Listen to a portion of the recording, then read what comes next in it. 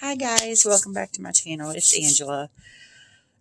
I'm doing days 6, 7, and 8 of Ethany's 31 Days of Tarot.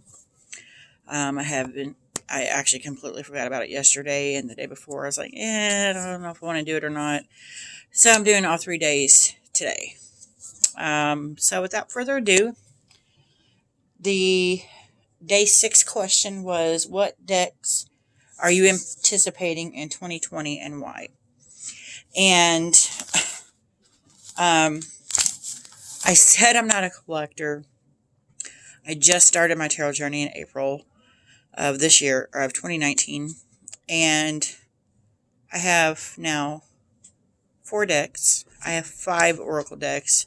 I do seem to gravitate more toward the oracle decks.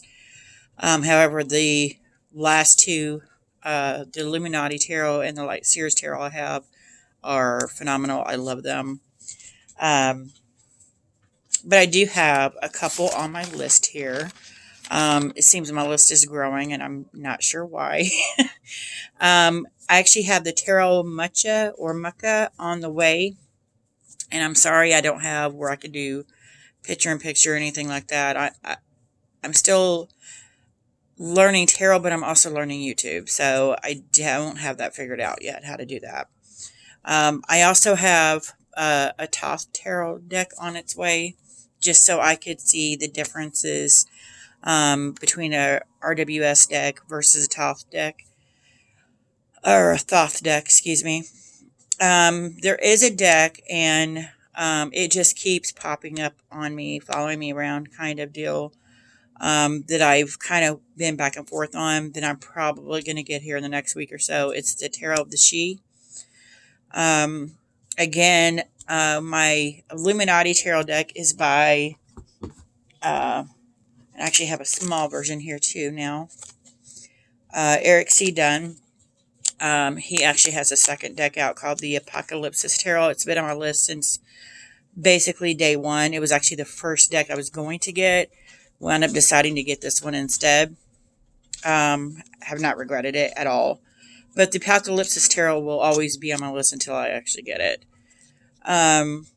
There's also the Tattoo Tarot ink, the Tattoo Ink Tarot that I find fascinating. It's different. The Dreams of Gaia Tarot. It's beautiful from all the walkthroughs I've seen. There's just something about it. I don't know if it's more that I'm drawn to wanting to work with it, or just the cards themselves, because they're beautiful.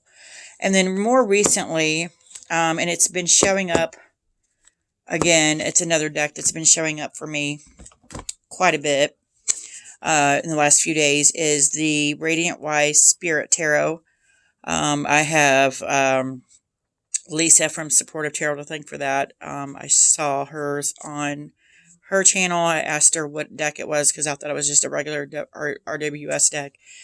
And then it's funny, because I went to my group meditation tonight at my local metaphysical store, and the first 2 decks I saw were the Radiant Wise Spirit Tarot and the Tarot of the She. So she now has both decks, and I'm like, because that's the 2 decks that have climbed to probably number 1 and 2 on my list. And so those are, I have many more on my list. Those are the ones I know I want to get for the year. There's also a, like a playing card deck that I want to get. I think it's called Alchemy.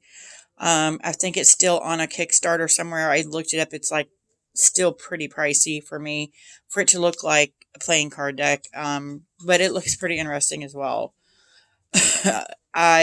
It's on the back burner because it's very pricey. So it's kind of on the back burner. If it ever comes down, if I find something similar, I may grab it. But that's my decks that I'm anticipating for 2020.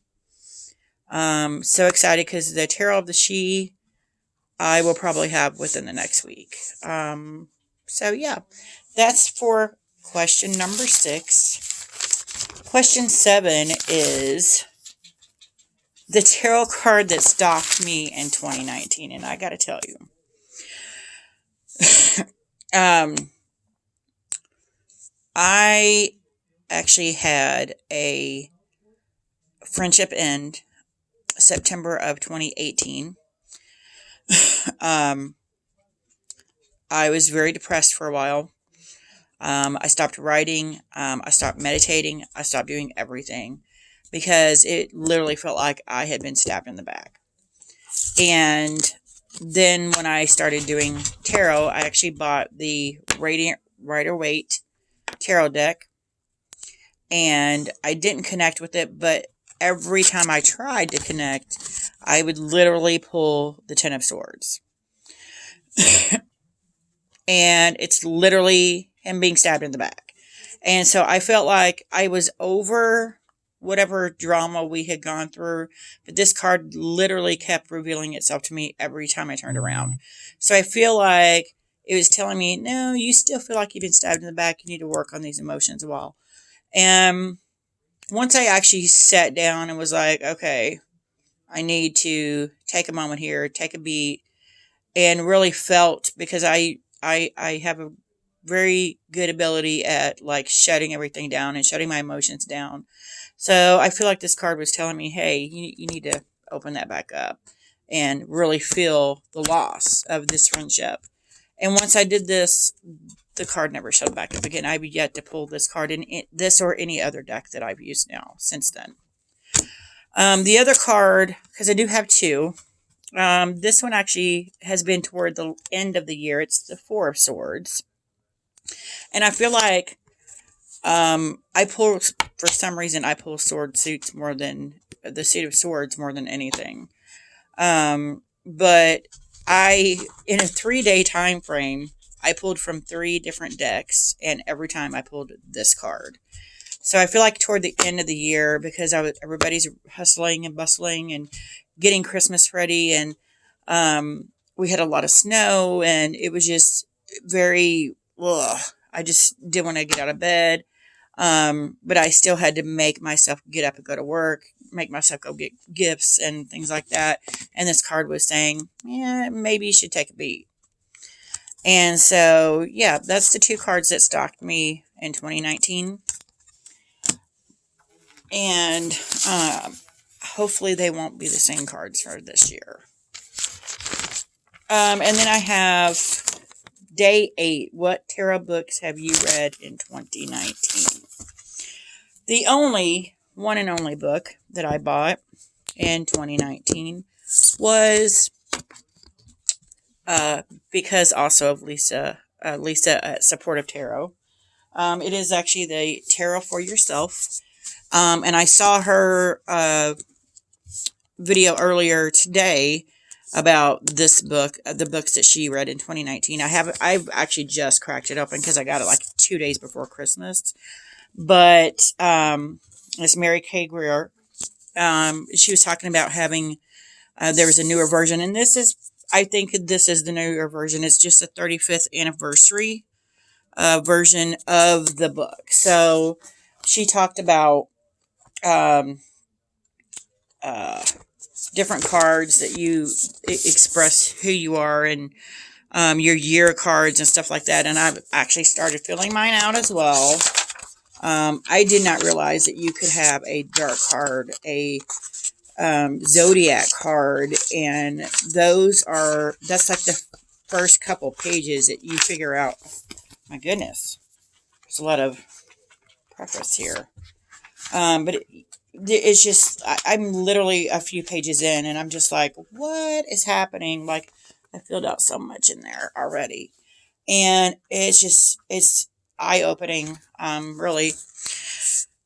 But that is literally the first book, and the only book I've got so far.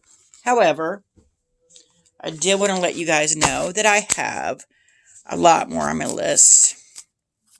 The books I want to get for 2020 are in no particular order. Tarot Spreads.